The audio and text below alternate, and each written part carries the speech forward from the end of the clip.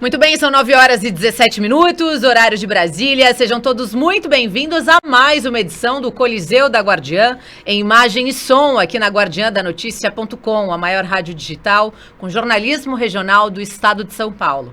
Aproveitem, curtam aí as nossas redes sociais, está bem aí na telinha do seu celular. É muito fácil, para você nos ouvir, basta conectar aí no Bluetooth do celular. E eu recebo aqui em nossos estúdios para uma sabatina, para um bate-papo, ele que é pré-candidato ao governo do estado de São Paulo pelo PDT, foi prefeito muito bem avaliado em Santana do Parnaíba.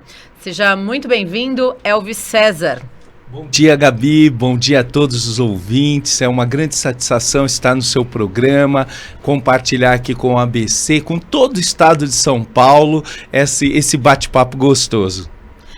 Bom, já começo te perguntando, né? Você saiu muito bem avaliado de Santana do Parnaíba, fez uma gestão que se fala até hoje, né, nos seus feitos na cidade. Por isso que você decidiu, então, dar esse novo passo na sua carreira? Gabi, nos últimos 10 anos, 8 anos, 10 anos eu recebi os principais prêmios de gestão do Brasil. 2020, fui premiado pelo Índice Firjan, melhor sustentabilidade fiscal do Brasil, pelo Centro de Liderança Pública, melhor gestão pública do Brasil até 150 mil habitantes. 2019, pelo Índice Firjan, melhor gestão pública do Brasil nas cidades acima de 100 mil habitantes. Em 2016, pelo Conselho Federal de Administração, segunda melhor gestão pública do Brasil. E consegui sair com uma aprovação assim bem rara no nosso país, quase 90% de aprovação. Fiz o meu sucessor e continuei minha trajetória política e criei um método de gestão que profissionaliza a gestão pública e leva resultado. E é esse meu propósito, impactar o estado de São Paulo com uma gestão diferente, uma gestão nova, porém validada e que tem como atributo principal gerar resultado na vida das pessoas. Quando você fala profissionalizar a gestão pública, o que diferencia, por exemplo, da gestão atual que a gente tem? A gente teve um governador, o Dória, que tentou fazer isso, conseguiu, foi um bom gestor aparentemente, né? Mas a gente viu que o meio político não aceitou muito bem esse tipo de prática dentro da máquina pública. Gabi, eu discordo um pouquinho da sua colocação, com bastante gentileza, falar assim, governo bom é o aprovado pelo povo. Esse é o governo bom. Tanto é verdade que a gente verifica que o governador atual patina, e há 2 anos pré-candidato ao governo do estado de São Paulo, patina nas pesquisas e tem muitas dificuldades. A falta de proximidade do PSDB com o povo paulista fez um distanciamento que não tem como classificá-lo como uma boa gestão. Tanto é verdade que todos os indicadores deixam a desejar. E por isso que o senhor deixou, então, o PSDB e foi para o PDT? Eu deixei o PSDB por conta desse distanciamento e também porque não ouviram os principais líderes do partido, e eu sou, na minha região, era um protagonista nesse sentido, para desenhar políticas públicas que fossem de encontro com o anseio da população. Por exemplo, retomada econômica, geração de crédito, geração de empregos, que ficaram totalmente sem nenhuma política pública voltada a esse segmento.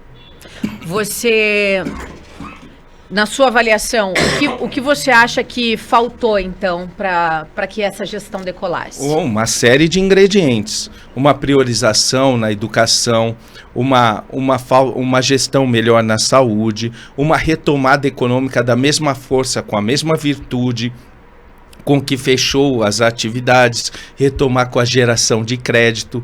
O Estado passa com 54 bilhões de reais e não tem crédito nenhum na praça. São 9 horas e 22 minutos, horário de Brasília. Olha, você acompanha aqui na Guardiã da Notícia o pré-candidato ao governo do estado de São Paulo, Elvis César, pelo PDT. Ele veio nos fazer uma visita aqui na região do Grande ABC, acompanhado inclusive de uma liderança local, ele que também é pré-candidato a deputado, Eric Eloy, que está aqui conosco. Aliás, olha, dá um oi aqui para quem está nos acompanhando, Eric. Bom dia, Gabi. Bom dia, telespectadores. Essa sua grande audiência, o seu trabalho aqui, Gabi, é muito importante para a região do ABC. Então, quando o Elvis falou para mim da pré-candidatura dele ao governo do estado, eu falei, a gente precisa começar pelo ABC. Afinal de contas, aqui no ABC, a gente começou grandes transformações pelo Brasil. E essas transformações precisam continuar por aqui.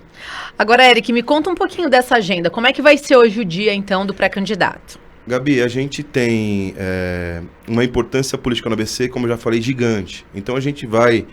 começamos aqui por você, pela sua grande audiência, pela sua grande capacidade de discussão política, né? Esse seu trânsito político é muito importante para qualquer pessoa que pense em mudar uma cidade ou inclusive o estado de São Paulo. Então a gente iniciou por você. Às 10 da manhã a gente toma um café na Vila Pires com lideranças locais. Então em torno de uns 30... lideranças que foram candidatos a vereador aqui na cidade vão conhecer o Elvis, vão conversar com o Elvis, vão discutir com o Elvis, vão ter acesso ao pré-candidato a governador do estado para que dividam projetos, anseios, para que a gente aproxime de verdade do mundo real as pessoas que se projetam para transformar a sociedade. Então, às 10 da manhã tem esse café, por volta do meio-dia a gente faz um almoço com empresários da região também, né, para que conheçam Elvis, para que vejam essa experiência vasta da administração pública do Elvis. Após isso, a gente vai visitar o Poder Legislativo, né, a gente vai dar um abraço lá no presidente da Câmara, o Pedrinho Bottaro.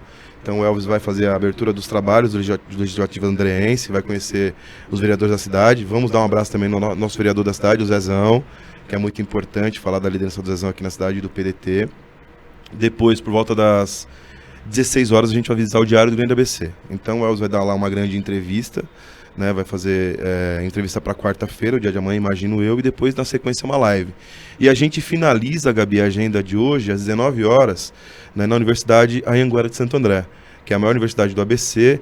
A gente vai comemorar hoje, que na verdade é dia 12 de maio, o Dia Internacional do Enfermeiro. Então a gente tem uma expectativa muito boa para que o Elvis fale diretamente e empodere diretamente essas pessoas que estão na linha de frente, né, na defesa do Covid, que infelizmente ainda está aí assustando tanto a nossa economia, mas principalmente as nossas vidas. Então a gente espera lá um público muito grande para que conheça o Elvis, né, que é o nosso pré-candidato a governador do estado, que é alguém que realmente significa o novo, né? Eu não diria o antissistema, mas o novo. Então o novo que significa uma política de diálogo, de construção, de reconstrução das pontes e que traga São Paulo de verdade para o ambiente que ele merece estar, que é a locomotiva do Brasil de fato e de direito, mas incluindo, sem dúvida alguma, a grande maioria da massa que está empobrecida, adoecida, desempregada e sem esperança no estado de São Paulo. Muito bem, 9 horas e 25 minutos, horário de Brasília. Para candidato, eu tenho algumas pautas para te perguntar, e uma delas, eu acho que essa eu venho perguntando para todo mundo que senta aí nessa cadeira. Aqui já estiveram outros pré-candidatos, como o Fernando Haddad, o Felício Ramute. O senhor, eu acho que deve ser o quarto ou o quinto. Qual a sua avaliação em relação à Sabesp? Essa opinião, ela se divide muito. Uns falam em privatização, outros falam que não, que é uma empresa eficiente. E o senhor, né, caso seja eleito governador do estado de São Paulo? Gabi, a Sabesp é uma das empresas do estado que tem um lucro exorbitante, um lucro gigantesco e tem feito assim, disso um padrão de conduta. O que a gente precisa ter é uma opinião muito clara, mas pautada em diagnóstico. A gente precisa fazer um diagnóstico para ter um posicionamento concreto a qual medida iremos tomar. O fato é o seguinte, o governo do estado de São Paulo já privatizou a maioria dos seus ativos. E agora nós precisamos ver, com um diagnóstico bem feito, quais serão as vantagens e o impacto social de uma eventual privatização da Sabesp. Eu gostaria de voltar, Gabi, até estou com a garganta um pouco inflamada, eu peço perdão para você e para o seu ouvinte, porque eu tenho falado 12, 14 horas por dia. Então, o que eu quero dizer a respeito do crédito, isso é muito importante. O Estado de São Paulo passou do ano de 2021 para 2022 com 54 bilhões de reais de excesso de arrecadação. E a economia sofreu a maior devastação da nossa geração, que é o pós-guerra, que é o pós-Covid agora. E a história nos mostra que toda retomada se dá por meio de investimento do Estado. E um investimento salutar, um investimento em pessoas que produzem, que são os empreendedores. Por exemplo, você é uma empreendedora especial, uma empreendedora da comunicação, da boa notícia, que impacta a vida das pessoas. E quantos anúncios você deixou de ter na pandemia? Muitos. Muitos. Muitos mesmo. E aí eu lhe pergunto, um crédito rápido, desburocratizado e sem spread bancário, com juros baixos possíveis de serem pagos, não aumentaria sua capacidade de investimento? Você acabou de falar para mim que vai abrir uma filial em Salvador, então não aumentaria? E as contratações de novos colaboradores? Então isso foi a maior deficiência na retomada econômica, mesmo com dinheiro em caixa, com 2 bancos, o Desenvolve SP e o Banco do Povo, o crédito foi muito pequeno, foi irrisório, e isso travou a economia. E por que o senhor acha que o governo do estado de São Paulo, então, travou, né, esse crédito e não disponibilizou para a população? Porque é falta de visão estratégica de retomada da economia e uma gestão mitigada, justamente na questão de acelerar a economia e investir nos empreendedores. Uma linha de crédito que eu quero tornar viável no meu governo é o crédito para a mulher empreendedora, Gabi. A mulher empreendedora já movimenta um segmento muito forte da nossa economia. Não só a mulher, mas todos os empreendedores. Mas outro passo bastante relevante é a reindustrialização. Pega aqui o ABC. A indústria automobilística num processo nunca visto antes no país. E nós não temos nenhuma estratégia, nenhum diagnóstico para fazer a reindustrialização, para a gente mudar a característica, gerar a geração. Nós temos dezenas de profissões que estão sendo extintas. Por exemplo? Olha, nós temos aqui toda a parte de metalurgia, ferramentaria, cada vez mais sendo substituída, e nós temos aí um novo mercado surgindo, que é a área de programação, que é a área de web design, que é a área de games que mais cresce no Brasil, e a educação e a formação no estado de São Paulo está sem uma visão estratégica nesse segmento. Então nós precisamos pegar polos importantíssimos, como o polo do ABC, quase 3 milhões de habitantes, que reunidas as 7 cidades, dão um PIB maior, o terceiro maior PIB do Brasil, e ter uma classificação estratégica de investimento, de reindustrialização e de educação para o novo mercado. Isso o governo falhou, e falhou feio, e nós vamos fazer isso no nosso governo. Geração de emprego, renda, crédito para empreendedores, falamos da Sabesp, habitação. Habitação, Gabi, olha, a habitação tem se tornado assim um dilema no estado de São Paulo. As construções que vêm por meio da iniciativa da Secretaria de Habitação, CDHU, cada vez mais lentas e sem a eficiência necessária. Os períodos e os prazos que dão de licenciamentos ambientais, de construção e de entrega são períodos longos que não traduzem a necessidade da nossa população.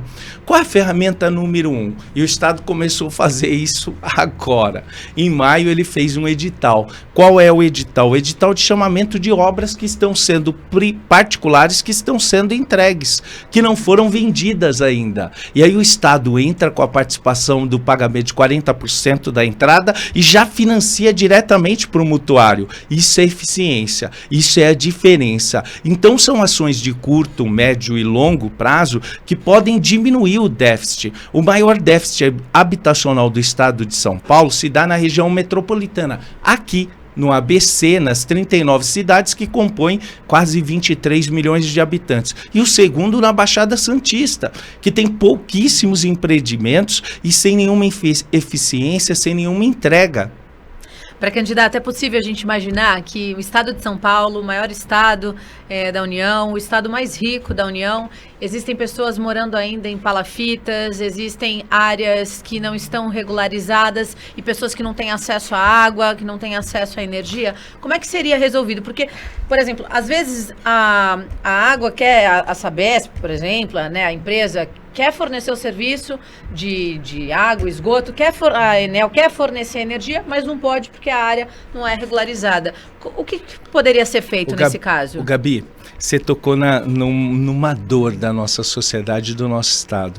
Se você verificar que é indignante ver 32 mil pessoas morarem nas ruas em São Paulo, isso gera uma indignação. E somado a isso, eu tenho mais 2 projetos que nós colocaremos em vigor, porque eu já fiz. Um é o primeiro emprego para a juventude, que na periferia da região metropolitana, cada vez menos tem oportunidade para a juventude. E você que é jovem está me ouvindo, você que é pai de um jovem está me ouvindo, escuta aqui, nós faremos um ensino médio com qualificação específica, voltada numa plataforma de tecnologia para criar uma geração de programadores. E assim, colocarmos já 100 mil para trabalharem nos primeiros dias. E como isso? No governo do estado, em parceria com as prefeituras, nas autarquias, nas empresas públicas. O que não pode é a juventude não ter oportunidade. E esse governo não tem política pública nenhuma. Na minha gestão, fui premiado com uma política pública de inserção de jovens no mercado de trabalho e também as universidades. Semelhante a esse processo, nós vamos fazer um arrastão no estado de São Paulo, no bom sentido, de dar oportunidade e transformar o ensino médio para que o aluno no 3º ano já saia capacitado para trabalhar e trabalhar na área de tecnologia. São 500 mil vagas ausentes e nós vamos formar o capital humano que falta no mundo aqui em São Paulo.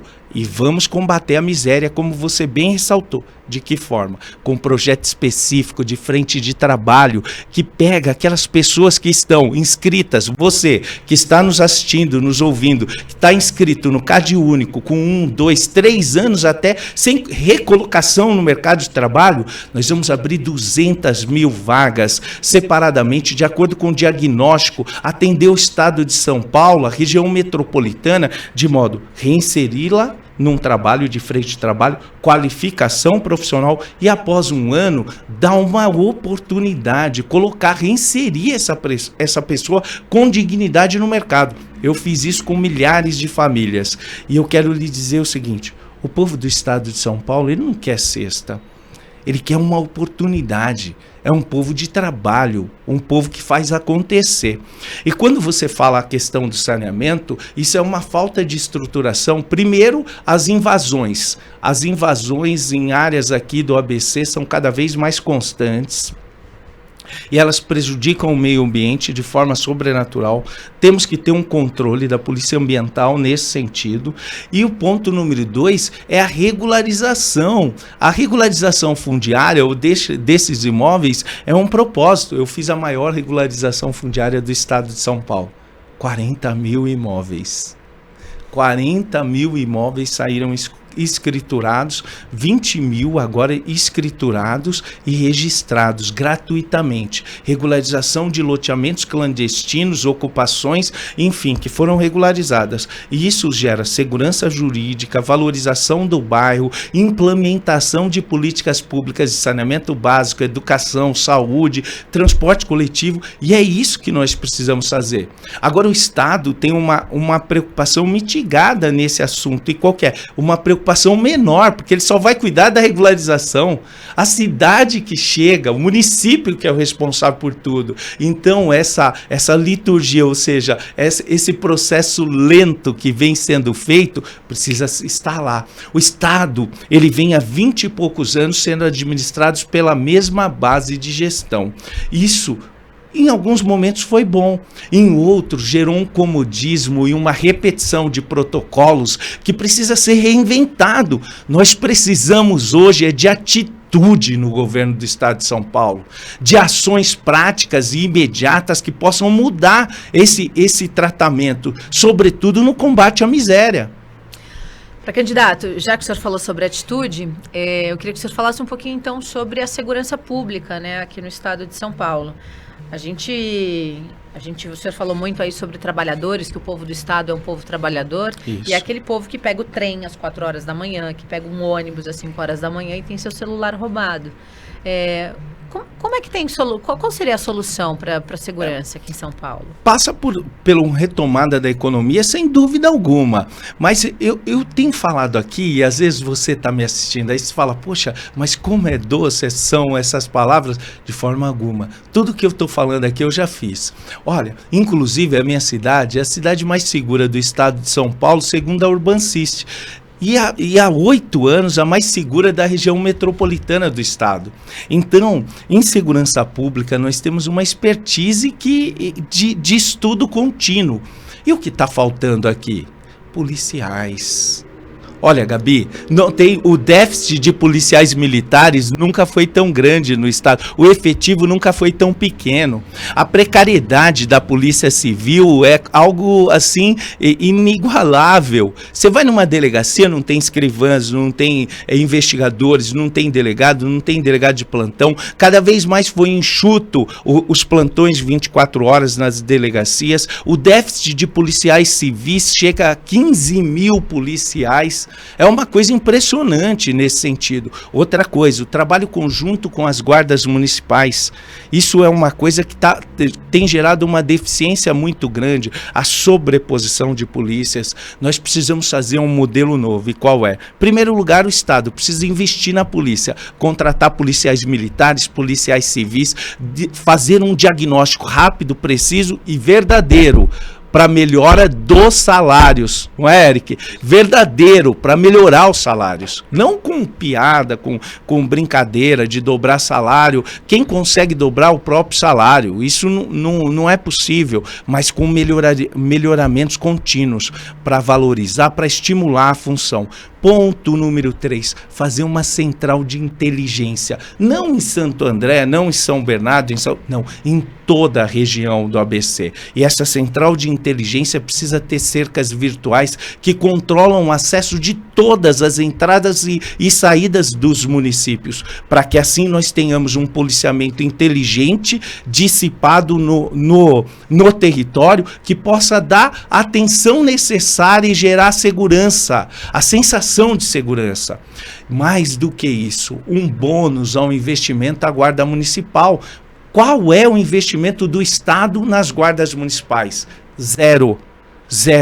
O Estado de São Paulo deixa a Polícia Militar, a Polícia Civil, a Polícia Técnica, os agentes penitenciários numa situação de caos e não faz nenhum investimento nas guardas municipais, que seria mais viável, mais econômico, de uma forma que seria investimento em armamento, em condições, em veículos, em viaturas, enfim, tudo isso.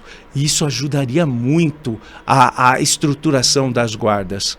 Esses são os principais pilares que nós precisamos desenvolver a respeito da segurança pública.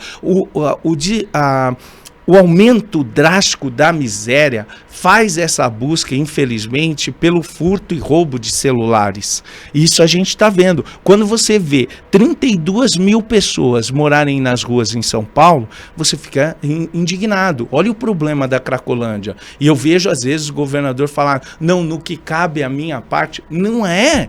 tudo cabe à parte do governador. São pessoas dissolvendo nas ruas. O que daria para se fazer na Cracolândia? Ah, já é um problema de saúde pública, né? Política pública continuada de cuidado ao ser humano, não de modinha sazonal que faz quando a imprensa pega. A Cracolândia precisa ser tratada por meio de 4 pilares. Primeiro, assistência social, alimentação, cuidado, abrigo. Segundo, um plano de saúde, da pessoa em situação de rua. Não é um plano de saúde privado, não é isso que nós estamos propondo. É um plano de saúde igual e similar ao plano de saúde da família, com ambulatórios móveis que pudessem estar presente, vacinando, verificando, acompanhando. E aí, quando você conquista a confiança por meio da alimentação, do cuidado, você faz um chamamento público das clínicas para tratamento de dependentes químicos. E essas clínicas têm um bom espaço ocioso. Eu fiz isso em Santana de Parnaíba e comecei a pagar por tratamento, por pessoa que vai para a clínica. E aí tem a recuperação, que é um terceiro eixo de desenvolvimento econômico, Gabi. Você recupera essa pessoa e insere no mercado de trabalho. E aí você me pergunta, como? Dando bônus do pedágio, Gabi. Todo mundo que contratar um recuperado da Cracolândia, um recuperado de dependente químico, os encargos trabalhistas serão abatidos no pedágio. E assim a gente vai. E o quarto flanco, o quarto pilar seria o policiamento ostensivo e o combate ao crime. Se essas políticas públicas reunidas e serem contínuas, com uma constância, nós vamos diminuir muito a Cracolândia. Sabe que eu ouvi, né, essa semana propostas num grupo de empresários, eles falaram justamente sobre a Cracolândia e aí sugeriram de levar as pessoas da Cracolândia para uma chácara, para um espaço onde lá eles pudessem trabalhar, se recuperar para desocupar a região central. Você é a favor de desocupar? Laboroterapia, ela está nesse conjunto. A desocupação, nós precisamos resgatar São Paulo. Eu vou te falar isso. Quando eu falo que vou conseguir 100 mil bolsas de estágio, hoje se você for na Cracolândia, Gabi, você fica estarrecida e com medo. Com uma sensação de insegurança, qualquer um fica, um homem fica. Mas se nós colocarmos um número de pessoas para cuidarem, usar todo aquele corpo universitário que estuda ali no centro já, com mentores, com políticas públicas concatenadas, treinados, com coletes amarelos, na mesma quantidade que os moradores de rua, com auxílio da polícia, nós vamos cuidar daquelas pessoas. E a visão não vai ser aquele terror, vai ser pessoas em rua e muitas pessoas cuidando delas. E assim se inverte o jogo. São Paulo perdeu identidade, São Paulo perdeu o patrimônio arquitetônico, cultural, a gastronomia São Paulo perdeu por conta de tudo isso. Mas, Gabi, outra coisa que eu gostaria de falar, que é uma trava de desenvolvimento econômico, é o valor da tarifa do pedágio, que é em São Paulo, veja bem, há 25 anos atrás, quando começaram as concessões das rodovias, as rodovias estavam todas precarizadas, destruídas, com buracos, inseguranças, enfim, tudo era de ruim. Hoje não, passado mais de 2 décadas desse processo, as rodovias estão bem, os investimentos foram feitos. Não há porquê a renovação dos pedágios nos valores hoje impostos à população. E mais do que isso, o sistema produtivo, como aqui no ABC, como em várias regiões, como no agronegócio, como na região oeste, como no Alto Tietê, como no Terminal Guarulhos, como na região metropolitana de Campinas, Piracicaba e Ribeirão Preto, nós temos sofrido muito, porque o valor do pedágio inviabiliza a atividade econômica. Mas você então faria a proposta de retirar o valor dos pedágios? Como é que seria isso? Porque é concessionárias, né, que administram as estradas. Como é que seria feito isso? Olha, nós temos que respeitar a segurança jurídica dos contratos e a partir daí fazer uma auditoria em cada praça para verificar se o equilíbrio econômico-financeiro de cada contrato está correto. se está correto. E se não estiver, a gente reduzir a tarifa imediatamente. E essa auditoria é fácil de ser feita. É só você pegar pelo sensor a passagem de veículos e quanto que soma cada dia. E verifique isso mais. E no caso de algumas, por exemplo, esse pedágio de quase R$30 para descer para o litoral, ele trava o desenvolvimento econômico para o Porto de Santos, e a maior ligação é no ABC, e ele trava também o modal de desenvolvimento econômico por conta do turismo. Então é geração de emprego sendo ceifada diariamente. Se ele está correto, tudo bem, então vamos indenizar e abaixar. O leilão do Rodoanel Norte, o estado de São Paulo tem uma previsão de arrecadação de 1 bilhão de indenização. Não precisa de arrecadar bilhão, precisa dar desconto na tarifa do pedágio para estimular a economia, fazer com que a carga, mercadoria, pessoas possam fluir em São Paulo e acelerar a economia, para fazer o que o Eric falou tão bem aqui, fazer o nosso estado ser verdadeiramente a locomotiva que carrega o Brasil. E por fim, vou fazer uma pergunta sobre aqui a região do Grande ABC. A gente tem o Hospital Nardini, você falou sobre o Rodoanel, né? E o Hospital Nardini, ele está sobrecarregado aí, porque todos os acidentes que acontecem acabam encaminhando o paciente para lá. Eles atendem também a demanda de Ribeirão Pires, de Rio Grande da Serra, e a prefeitura não suporta só com o valor que é disponível para administrar. O senhor é a favor da estadualização desse hospital ou aumentaria o repasse do Estado para auxiliar aí com os custos? Você, sem ser política ou gestora, já tem um diagnóstico muito preciso. É óbvio, porque se você tem uma demanda injustificada, porque é injustificado isso para o cidadão de Santo André, é para a gestão municipal de Santo André. O que nós precisamos ter? Aportar mais recursos para fazer o atendimento. E veja bem, o Estado passou com 54 bilhões de reais. Não é justificável essa saúde deficitária que está aí. E a resposta lenta. A resposta lenta é que mais me incomoda nesse governo. Porque se você tem 54 bilhões de superávit, ou seja, excesso de arrecadação, você tem que disponibilizar os leitos e os investimentos para empregar eficiência e resolutividade no atendimento. E caso tudo isso seja feito e não consiga, vamos mitigar essa fila, vamos acabar com as filas, com a contratação de leitos privados, Gabi. Gabi, nós temos aqui leitos privados que estão ociosos, e nós podemos fazer chamamento públicos e fazer as cirurgias, os tratamentos que devem ser feitos, e assim nós vamos dar vazão e eficiência no tratamento das pessoas. É isso.